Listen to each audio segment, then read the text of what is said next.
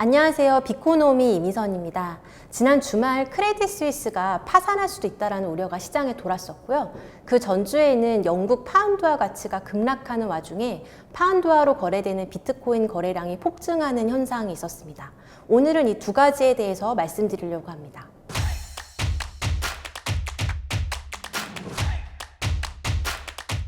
구독, 좋아요. 크레딧 스위스는 글로벌 투자은행이고요. 스위스의 2대 투자은행인데, 지금 차트에서 보시는 것처럼 크레딧 스위스의 CDS 프리미엄이 연초 50bp에서 지금 300bp 정도까지 급등을 했습니다. 그 와중에 주가는 연초 대비해서 50% 정도 하락을 했고요. 사건의 발단은 9월 23일에 크레딧 스위스가 투자자들에게 암암리에 자금 조달을 요청한 소식이 좀 전해졌었고요. 그리고 주말에는 크레딧 스위스의 CEO가 투자자들을 안심시키기 위해서 보낸 서한에서 우리가 자본력이나 유동성을 충분히 갖고 있다라는 이야기를 했지만, 그렇지만 우리 회사가 현재 크리티컬한 모먼트에 있다, 즉 굉장히 중요한 기로에 놓여 있다라는 표현을 해서 시장의 우려를 증폭을 시켰습니다. 지금 주가를 보면 이제 크레딧 스위스 같은 경우에 골드만삭스나 JP모건하고는 상당히 다른 모양을 좀 보여주고 있습니다. 그래서 금융위기 이후로 이 두 은행의 주가는 상당히 많이 올랐지만, 크레딧 스위스는 2010년 주가 대비해서 현재 이제 10분의 1 토막이 나 있고요. 올해 들어서도 이제 50% 주가가 급락한 상황입니다. 크레딧 스위스의 단기 순이익을 보면 2010년 이후로 계속적으로 하락세였는데요. 최근 12개월 단기 순이익을 보게 되면 마이너스 5조 정도 이렇게 손실을 기록할 걸로 예상이 됩니다. 그러니까 자기 자본의 한 9% 정도 되니까 적지 않은 이제 손실이 예상이 되고 있는 상황인데, 일단 과거에도 그 크레딧 스위스는 위험한 투자들을 좀 자주 감행을 하면서 시장에서 좀 구설수에 오른 적이 있습니다.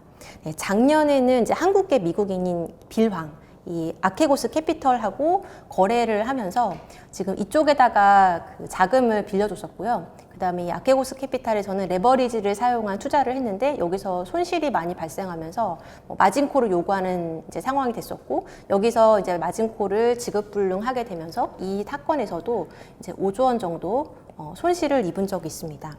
그래서 이제 신용 등급도 계속 떨어지고 있습니다. S&P에서 지난 5월에 트리플 B 플러스에서 트리플 B 제로로 이렇게 등급을 낮췄고요. 여기서 이제 두 노치 더 떨어지게 되면 이제 투자 등급에서 투기 등급으로 등급이 떨어지게 됩니다. 크레딧 스위스의 부도 위험이 높아졌는데도 주말에는 오히려 주식시장 그리고 가상자산 가격은 상승했는데요. 결국 시장에서 현재 예상하고 있는 것은 이렇게 부도 위험이 높아지고 여러 가지 안 좋은 일들이 벌어지게 되면 연준에서 결국에는 기준금리 인상 계획을 일부 철회할 수도 있다라는 기대가 반영이 되면서 미국 국채금리도 15bp 정도 급락을 했습니다. 그래서 앞으로 우리가 이제 지켜봐야 되는 거는 지금 이제 높아진 이러한 어떤 부도 위험을 나타내는 CDS 프리미엄이 계속적으로 좀 더 상승을 할 건지, 그래서 실질적으로 정말로 부도 위험에 가까워질 건지, 이런 걸 보는 게 중요하다고 그렇게 보고 있고요. 지금 크레딧 스위스의 CDS 프리미엄이 300bp 이상 이제 넘어섰고요. 다른 은행들도 최근에 올라오고 있긴 하지만 사실 그 절대적인 수준에 있어서는 굉장히 다른 양상을 보이고 있습니다. CDS 프리미엄이 300bp 넘는 게 어느 정도 위험한 거냐를 이제 보기 위해서 이제 위치를 보게 되면 현재 크레딧 스위스 위치가 여기에 있고요. 그리고 한국이나 미국이 현재 20bp 정도 됩니다. 그러니까 지금 크레딧 스위스보다 위험한 나라를 치자면 자메이카, 볼리비아 이런 나라가 있고요. 브라질이나 헝가리보다도 어떤 디폴트 위험이 높은 수준이라고 보시면 됩니다. 현재는 300bp 정도 이제 되고 있는데, 이제 실질적으로 디폴트 위험이 높아지기 위해서는 어느 정도까지 이제 이 숫자가 커져야 되냐, 이런 거를 이제 과거 금융위기 때랑 좀 비교해서 볼 수 있을 것 같습니다. 일단 이번 크레딧 스위스의 어떤 사태에 대해서 일부 시장에서는 이제 리만 브라더스처럼 이게 금융위기로 퍼질 수도 있다라는 의견들이 있고, 또 일각에서는 이게 그냥 해프닝으로 끝날 수 있다라는 의견도 있는데요. 일단 크레딧 스위스가 실제로 디폴트까지 발생을 하게 되면 이게 지금 유럽 유럽 은행권뿐만이 아니라 미국계 은행들까지도 다 위기가 전이될 수 있기 때문에 굉장히 이슈는 좀 커질 수 있고 그렇기 때문에 실제로 그런 위험이 이제 가까워진다면 투자자들은 이에 대해서 좀 대비를 해야 될 필요가 있다고 봅니다. 2008년에 금융위기가 발생하기 전에 여러 지금 IB 은행들이 다 CDS 프리미엄이 많이 높아졌었는데 이 중에 두 개사만 파산을 했었는데요. 이제 베어 스턴스 그리고 리만 브라더스입니다. 이 회사들은 이제 금융위기가 발생하기 전에 CDS 프리미엄이 이미 700bp를 넘었었고요. 현재 그림에는 안 나오는데 리만 브라더스 같은 경우에도 네, 이렇게 700bp 정도까지 이제 높아졌었습니다. 그러니까 현재 지금 크레딧 스위스가 300 정도니까 뭐 아직 지금 이렇게 많이 여유가 있다라고도 볼 수가 있고요. 근데 조금 우려가 되는 거는 이제 1년 만기 CDS 같은 경우에는 크레딧 스위스도 지금 숫자가 500bp를 넘었습니다. 그래서 시장에서는 일반적으로 이게 이제 700bp 넘어가게 되면 부도 위험이 좀 임박했다라고 보는 이제 경향이 있거든요. 그래서 앞으로 이 숫자가 어떻게 전개될지를 보는 게 굉장히 중요할 것 같고, 만약에 이제 그 정도까지 위험이 좀 커지게 되면 연준의 통화 정책도 일부 변화가 있을 수 있을 거라고 보고 있습니다. 또 한 가지 중요한 이슈가 있었습니다. 영국 파운드화 가치가 급락하는 와중에 파운드화로 거래되는 비트코인의 거래량이 평소 대비해서 8배로 폭증을 했는데요. 지금 그림에서 보시는 것은 영국 파운드화를 지원해주는 코인 거래소들에서 비트코인 거래량을 일별로 나타낸 건데요. 9월 26일에 유의미하게 이 규모가 많이 늘어났습니다. 개별 거래소들을 봐도 마찬가지로 이 9월 26일에 유의미하게 거래량들이 모두 급증하는 현상들이 확인이 됩니다. 영국 정부가 지난주에 70조 원 정도 규모의 감세 정책을 포함한 경기 부양책을 내놨는데요. 이 정책이 나오고 나서 파운드화 가치가 굉장히 떨어지고 그 다음에 영국 국채에 대한 매도가 쏟아져 나왔습니다.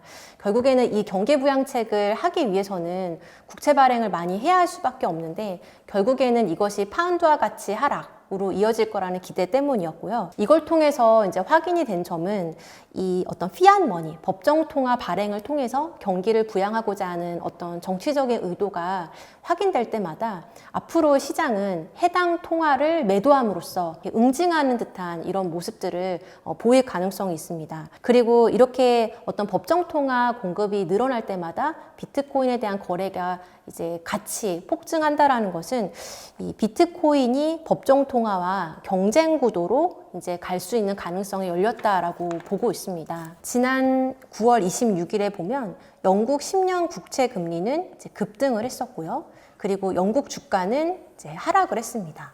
그리고 파운드화 가치도 지금 1달러에 가깝게 이제 급락을 했었고요. 그래서 선진국 통화임에도 불구하고 이게 신흥국에만 해당되는 것이 아니라 선진국의 경우에도 법정 통화 발행이 늘어나는 경우에 사람들이 이 통화에 대한 신뢰도를 갖지 못하고 이제 비트코인을 이제 대안 투자로서 선택하는 이런 모습들이 확인이 된 중요한 사건이었다고 보고 있습니다. 일반적으로 이런 위기가 발생하게 되면 이제 중앙은행이 이제 개입을 해서 자산을 매입을 한다거나 또는 유동성을 풀어서 이렇게 대응을 했었는데요. 이렇게 만약에 중앙은행이 대응한다고 했을 때 앞으로 주가와 가상자산은 어떻게 반응하게 될까요? 네, 이번에 영국 사례에서 저희가 생각해 볼 수 있는 거는 해당 통화 가치가 급락하는 결과를 초래하는 경우에는 주가는 하락할 위험이 있고요. 영국과 마찬가지로. 대신 이 통화를 대체할 어떤 자산, 금이라든가 비트코인을 매수하려는 수요가 늘어날 가능성이 있습니다. 실제로 지금 영국 통화로 이제 비트코인의 가격을 표시했을 때, 그리고 유로로, 그리고 엔화로 표시했을 때 비트코인의 가격이 그동안은 거의 비슷하게 움직여 왔는데요. 최근에는 굉장히 큰 어떤 차이들을 보여주고 있습니다. 그래서 예를 들면 지금 영국 파운드화로 표시된 비트코인 가격은 상대적으로 지금 위에 위치를 하고 있습니다. 가장 극단적인 사례는 이제 터키 리라화로 생각해 볼 수 있는데요.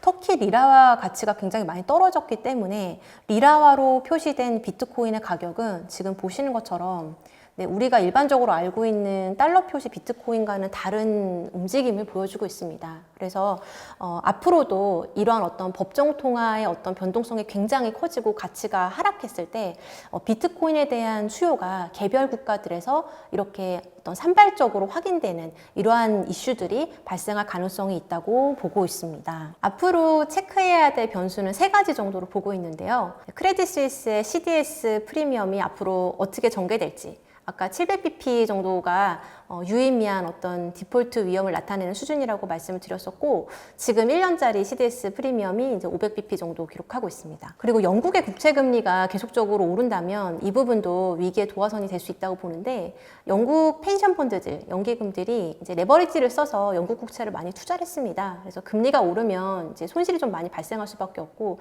여기서 이제 손절 매도가 더 나올 수도 있기 때문에 이런 부분들이 파운드화나 영국 전체의 어떤 금융시장을 흔들 가능성이 있기 때문에 이런 것도 지켜봐야 될 것 같습니다.